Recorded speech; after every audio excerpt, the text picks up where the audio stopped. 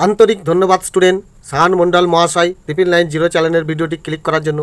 Student, এখন আমি তোমাদের দেখাবো ক্লাস 6-এর পরিবেশ ও বিজ্ঞান।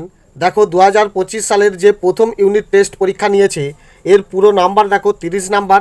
তো এই যে প্রশ্নটি পড়েছে এই প্রশ্নের সম্পূর্ণ উত্তর সহ আমি তোমাদের দেখিয়ে দেব। দেখো এখানে কি বলেছে, সঠিক উত্তরটি নির্বাচন করো।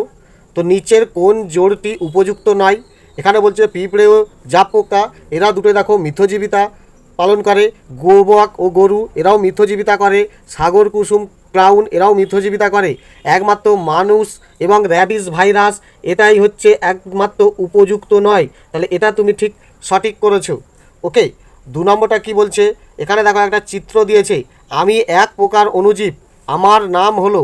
এখানে যদি তুমি এই অপশনের মধ্যে খুঁজতে যাও তাহলে তোমার একমাত্র অণুজীব ইস্টই হবে, এই ইস্ট হবে, এটাও তুমি সঠিক করেছো। ওকে, 3 নম্বর কি বলছে, আমাদের শরীরে ঢুকে পড়া জীবাণুদের শেষ করে, এটাও দেখো এরাথোমাইসিন, এটাও তুমি সঠিক করেছো। ওকে, 4 নম্বর বলছে একটি রাসায়নিক সার হলো ইউরিয়া, এটিও সঠিক। এরপরে দেখো 5 নম্বরটা কি বলছে, এখানে দেখো একটা চিত্র দিয়েছে, এখানে দেখো মুখ দিয়ে ফু দিচ্ছে। তো চিত্রে চুন জল ঘোলা হওয়ার জন্য দায়ী গ্যাসটি হলো, এখানে এই অক্সিজেনটা হবে না। আমরা দেখো ফু দিলে আমাদের শরীর থেকে কার্বন ডাইঅক্সাইড বেরিয়ে আসে, আর অক্সিজেন আমরা টেনে নিই, কার্বন ডাইঅক্সাইড ছাড়ি, যার কারণে আমরা ফু দিলে যে হাওয়া বেরোয় সেটা হচ্ছে কার্বন ডাইঅক্সাইড। আর এই কার্বন ডাইঅক্সাইড গ্যাস চুন জলে যদি মেশানো হয় তাহলে ঘোলাটে হয়ে যায়, যার কারণে এই অপশানটা হবে, এটা তোমার ভুল হয়েছে। ওকে, এটা হবে না।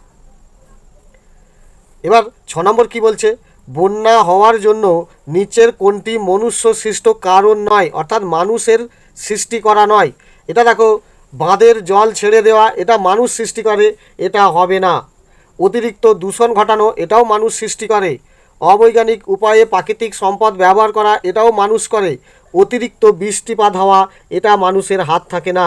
ওকে, যত উত্তাপ বাড়বে তত জলীয় বাষ্প বেশি হবে, সূর্যের তাপ বেড়ে গেলেই জলীয় বাষ্প বেশি হবে, মেঘে জলীয় বাষ্পের পরিমাণ বেড়ে গেলেই অতিরিক্ত বৃষ্টিপাত হয়, এখানে মানুষের কোনো হাত থাকে না। ক্লিয়ার? এরপরে দেখো 7এরটা কি বলেছে, বৃক্ষের ছবিটি কোনটি? বৃক্ষ তো এইটা হবে, এই সি এরটা তোমার উত্তর হবে, এটাও হবে না, এটা হচ্ছে যকৃৎ। ক্লিয়ার? আর এটা তো বুঝতে পারছো ব্রেন, আর এটা হচ্ছে ক্লোম শাখা, বুঝতে পারছো? এরপরে দেখো 8 নম্বর প্রশ্ন কি বলছে, একটি ভৌত পরিবর্তনের উদাহরণ হলো। ভৌত পরিবর্তন কি? যে পদার্থর পরিবর্তন হয়ে আবার পুনরায় পদার্থটাকে ফিরে পাওয়া যায়, সেটাই হচ্ছে ভৌত পরিবর্তন। পেরেক থেকে মরিচা তৈরি হচ্ছে, তাহলে পেরেক থেকে মরিচা হলে সে ছোটো ছোটো উঠে যাবে, আর পুনরায় পেরেকটাকে আমি পাবো না, এটা হবে না। ধূপ পুড়ে গিয়ে ধোঁয়া উৎপন্ন হচ্ছে, ধূপ পুরো পুড়ে শেষ হয়ে যাবে, পাল্টে আমি সেটাকে আর ধূপ পাবো না, ছাই পাবো, এটাও ভৌত পরিবর্তন নয়। সেটা কি বলছে, বরফ গলছে, বরফ গলে জল হবে, সেই জল থেকে আবার বরফে পরিণত করা যাবে, তাহলে এটাই হচ্ছে তোমার ভৌত পরিবর্তন, এটাও তুমি সঠিক করেছো। চাল ফুটছে ভাত হয়ে যাবে, একে আর পুনরায় চাল পাওয়া যাবে না। এবার দেখো 9টা কি বলছে, ফসফিনের সংকেত হলো। ফসফিনের সংকেত হচ্ছে PH3, এই ডি এরটা হবে, সি হবে না। ওকে, 10টা কী হবে দেখো, Fe2O3 যৌগে ধাতব পরমাণুটি যে মৌলের তার ল্যাটিন নাম হলো, এটা দেখো সঠিক উত্তর ফেরাস। ওকে, 11টা কি বলেছে, নিচের যেটি যৌগিক অণু তা হলো, এখানে এটা হবে না, এই ডি এরটা হবে, দেখো NH3, এটা অ্যাকচুয়ালি বোঝাচ্ছে NH3। ওকে, অ্যামোনিয়া। ক্লিয়ার? এই অ্যামোনিয়াটা হবে যৌগিক অণু, কারণ এখানে নাইট্রোজেন এবং হাইড্রোজেন অণু আছে। ক্লিয়ার? এরপরে দেখো 12টা কি বলছে, এখানে একটা চিত্র দিয়েছে, দেখো A+B ফিল্টার কাগজ, এবং দেখো এখানে বি বলেছে, এ দ্রাবকে বি দ্রব্যটি মিশিয়ে যে মিশ্রণ তৈরি হলো তা ফিল্টার কাগজ দিয়ে পরিশ্রুত করার ফলে, এখানে একটা আসবে, পরিশ্রুত করার ফলে বি অবশেষ পাওয়া গেল। নিচের কোন জোড়াটি উপরের প্রক্রিয়ার সঙ্গে সম্পর্কযুক্ত? চিনি ও জল পুরো গুলে যাবে, ফিল্টার কাগজে কি পরিশ্রুত করা যাবে না। জল ও অ্যালকোহল গুলে যাবে, পরিশ্রুত করা যাবে না। চকের গুঁড়ো ও জল, এটিও দেখো চকের গুঁড়ো কিছু কিছু গুলে যাবে, তো পরিশ্রুত সঠিক হবে না। যার কারণে এখানে তোমার উত্তর হবে বালি ও জল। ক্লিয়ার? তাহলে এই ডি এরটা তোমার অ্যান্সার হবে। ওকে, এবার দেখো এই 2-এর দাগে তোমাকে কি দিয়েছে, নিচের হিন্টসগুলি থেকে যথাযথ শব্দ তৈরি করে শব্দ ছক পূরণ করো। এখানে দেখো শব্দ ছক দিয়েছে, আর যে স্টার চিহ্নগুলো দিয়েছে এগুলো হচ্ছে ফাঁকাই ঘর থাকবে। ওকে, তো কি হিন্টসগুলো দিয়েছে দেখো এ পাতায় আছে।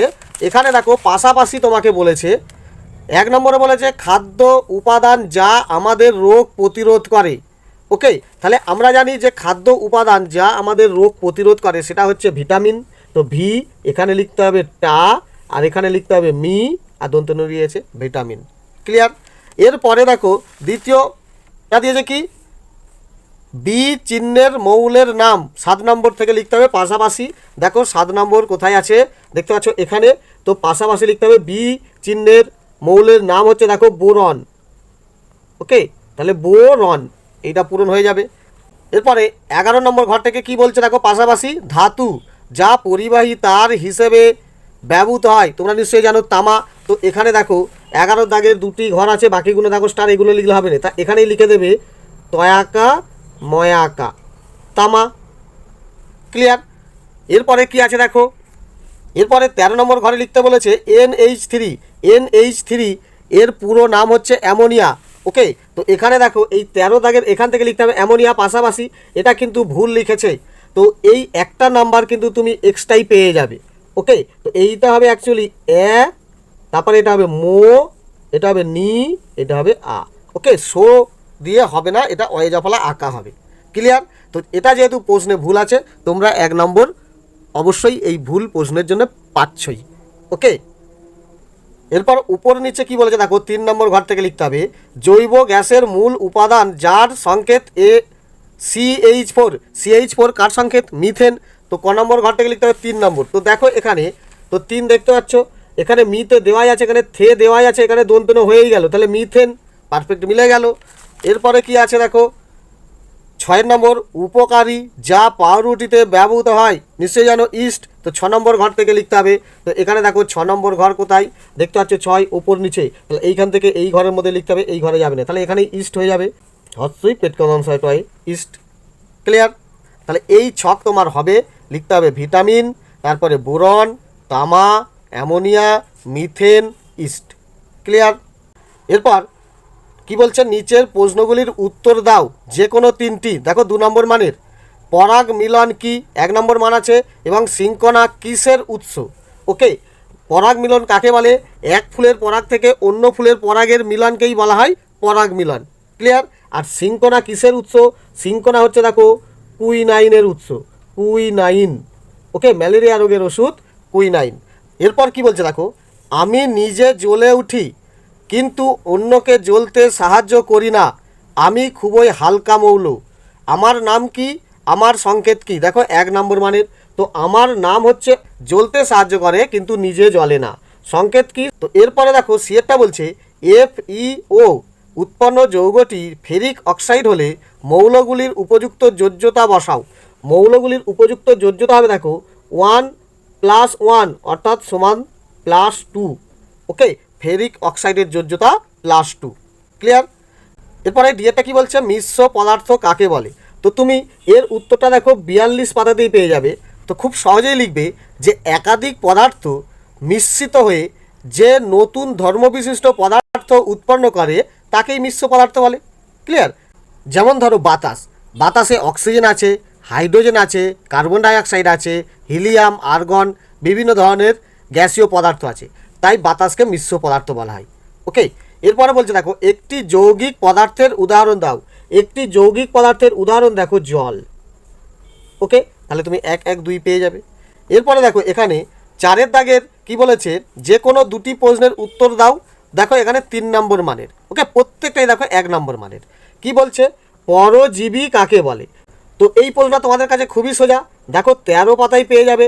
তো তুমি কি লিখবে, যে সব জীব অন্য জীবের ওপর নির্ভর করে বেঁচে থাকে তাকেই বলা হয় পরজীবী। ওকে,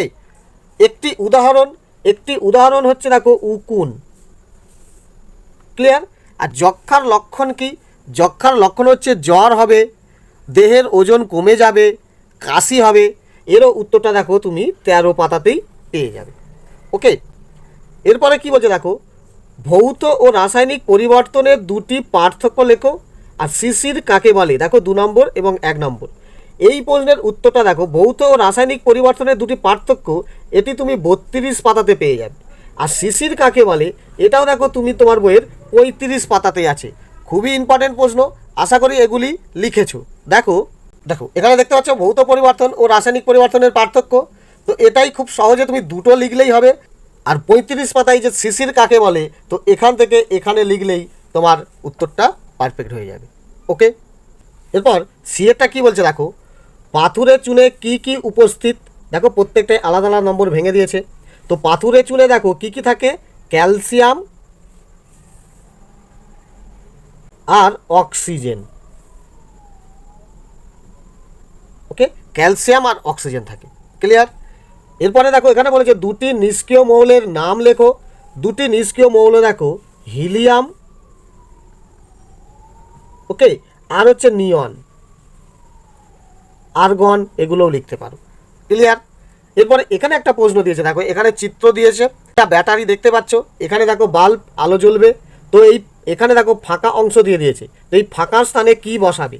কাঁচের টুকরো। কাঁচের টুকরো দিলে দেখো বিদ্যুৎ যাবে না, তাহলে একমাত্র লোহার দেখো এই যে সেফটি পিন বসালেই বিদ্যুৎ যাবে, কারণ লোহা তড়িতের সুপরিবাহী, বিদ্যুৎ গেলেই আলো জ্বলবে, তাহলে সেফটি পিন মেশাবে। ক্লিয়ার?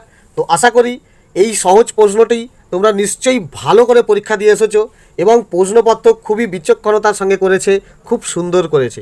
ওকে, তো ভিডিওটি পুরো দেখার জন্য অসংখ্য ধন্যবাদ।